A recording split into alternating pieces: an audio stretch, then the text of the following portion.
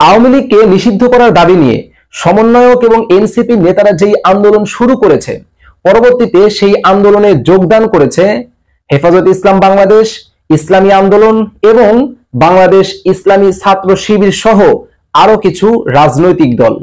তবে বাংলাদেশের একটা বৃহত্তম রাজনৈতিক দল বিএনপি কিন্তু সেই আন্দোলনে যোগদান করে নাই, এমনকি সেই আন্দোলনের সপক্ষে কোনো ধরনের কোনো স্টেটমেন্ট বা বিবৃতিও কিন্তু বিএনপির পক্ষ থেকে দেওয়া হয় নাই।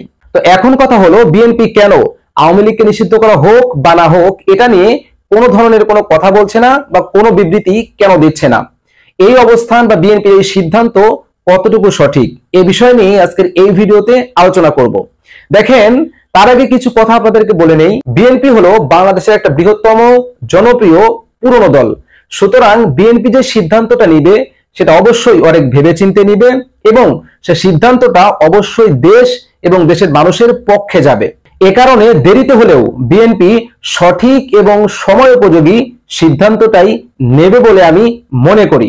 দেখেন, এই যে সমন্বয়করা, এই যে এনসিপি নেতারা বা যে রাজনৈতিক দলগুলো আওয়ামী লীগের নিষিদ্ধের দাবি তুলেছে, যদি আওয়ামী লীগকে রাতারাতি নিষিদ্ধ করে দেওয়া হয় তাহলে কি দেশের সকল সমস্যা বা সকল সংকট সমাধান হয়ে যাবে?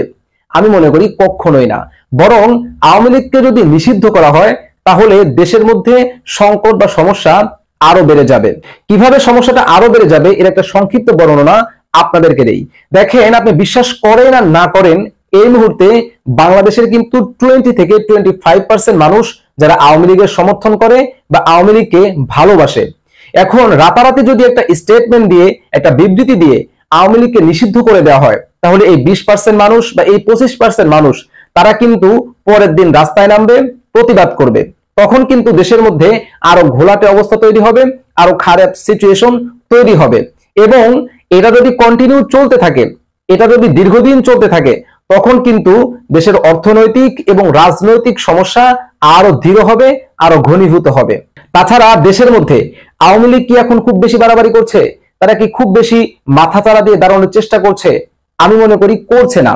কারণ তারা জানে যে দেশের মানুষ তাদের উপর ক্ষুব্ধ। তারা এখন ওই রকম করে বাইরে বের হচ্ছে না, ওই রকম করে আত্মপ্রকাশ করছে না। কিন্তু যখন তাদেরকে নিষিদ্ধ করে দেওয়া হবে, এই নিষিদ্ধ করার ইস্যুটাকে কাজে লাগিয়ে তারা কিন্তু দেশের মধ্যে একটা অরাজক পরিস্থিতি তৈরি করবে, অস্থিতিশীল পরিবেশ তৈরি করবে এবং মানুষ কিন্তু তখন আওয়ামী লীগকে একটু ভালোবাসতে শুরু করবে। মানুষের মনের মধ্যে কিন্তু আওয়ামী লীগের প্রতি একটা সিম্প্যাথি বা একটা করুণা তৈরি হবে। কেননা যখন মানুষ দেখবে যে আওয়ামী লীগকে নিষিদ্ধ করা হয়েছে, তখন মানুষ মনে করবে যে আওয়ামী লীগের উপর জুলুম করা হয়েছে বা আওয়ামী লীগের উপর অত্যাচার করা হয়েছে, যেরকমটা শেখ হাসিনা জামাত ইসলামের উপর করেছিল। তো সে জায়গা থেকে আমি মনে করি এই মুহূর্তে যদি আওয়ামী লীগকে নিষিদ্ধ করে দেওয়া হয় তাহলে আওয়ামী লীগের রাজনীতিতে ফেরা আরো সহজ হয়ে যাবে এবং আওয়ামী লীগের প্রতি মানুষের ভালোবাসা আরো বেড়ে যাবে। একটা সময় আওয়ামী লীগ ক্লিন মেজাজে মানুষের সামনে উপস্থিত হবে।